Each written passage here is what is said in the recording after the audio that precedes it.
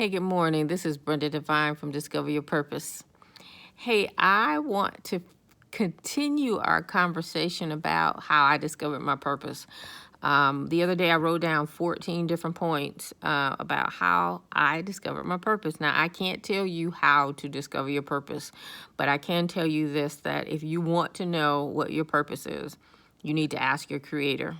And then the Holy Spirit will reveal it to you. You can go talk to people. You can talk to your pastor, your best friend, and your mama, but they can't tell you what your purpose is. They can give you clues, but they can't tell you what your purpose is. So, or they can tell you what their opinion is, which that's not really what matters. What matters is what your Creator tells you, what the Holy Spirit reveals to you. So out of those 14 points, the other day, I posted number 1 was acknowledging God. Number 2 is having a relationship with God. So I'll give you my background. So I knew about God. I didn't really know God. I thought going to church was a relationship with God. Many of us just have had a background of going to church and going out of protest because you just went because you had to go, or you were told to go, or it was best to go, but you really didn't have a relationship. You were just going. At least I didn't really have a relationship. I was just going. And when I found myself in a crisis or I needed something, I would pray to God and ask for it. Well, that's not really a relationship.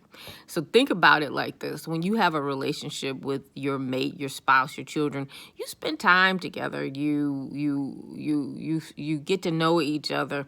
You have an understanding about each other.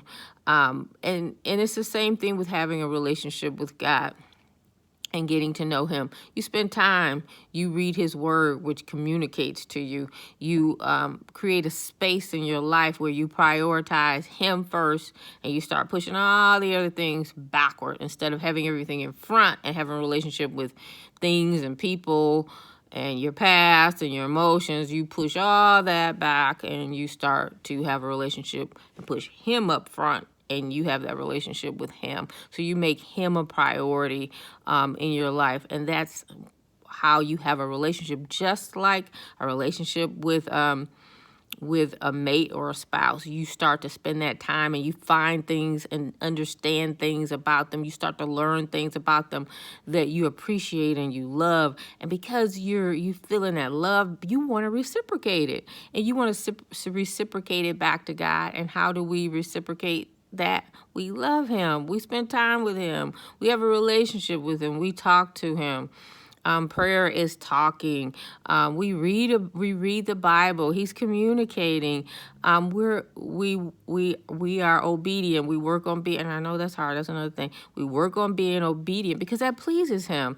Some of those things that and as we get closer to him, we start to find out those things that are about us that, yeah, he's not going to like that. I need to probably not talk to that person so much. I probably need to drop that habit. I probably don't need to be talking like that no more.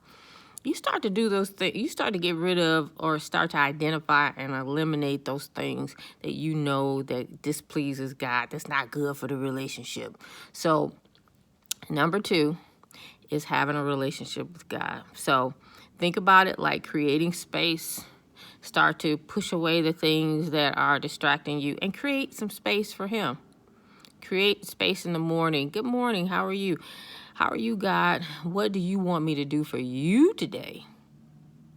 Not just what you want, but what do you want? What do you want me to do for you? So let's think about it like that. To start off, and you can get deeper, but let's just start with creating some space and having a relationship with God, talking to him about what's going on with us. He knows already, but we're having dialogue, we're having conversation, we're getting closer to him, and we're understanding and learning more about him. And as we learn more about God, this is what I found. The more I learned about him, the more I learned about me, and the more I realized how weak I was and how I needed him to strengthen me and to love me and to pull off all the layers of the past that were dragging me down. So It's a relationship. It's you and your God dialoguing, spending time together. So that's number 2. Hey, I'll talk to you later. This is Brenda Devine from Purpose 8 Institute. Bye.